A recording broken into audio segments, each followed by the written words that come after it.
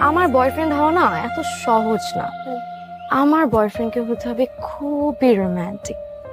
আরে মাহিমের মধ্যে তো রোমান্টিকের রও নাই। মাহিম আমার বয়ফ্রেন্ড। তুই না চল।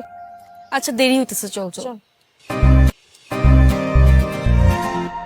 Sorry sorry. কিরে এত দেরি করলি কেন? আরে আর বলিস না, দেখি তুই আমার ফোনটা একটু ধরতো।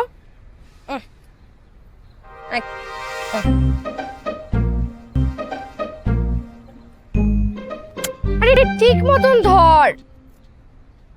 তা ফোনও ঠিক মতন ধরতে পারে না। দেখো ওকে কেমন লাগছে।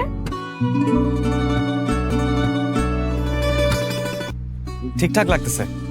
চল, দেরি হয়ে যাচ্ছে। হ্যাঁ চল চল চল। এই বোকা ছেলে, এদিকে আসো।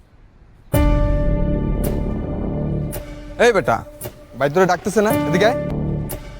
কিরে দেয় ব্যাটারি, তোর গায়ে কি চর্বি বেশি হয়েছে? ডাকতেছি শোনোস না?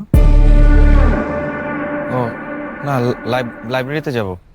কি বলবা বলো। তুই নাকি আজকাল মেয়েদের সাথে খুব ঘোরাঘুরি করস, ঘটনা কি? কি বলে? না না না, আমি মেয়েদের সাথে ঘুরি না।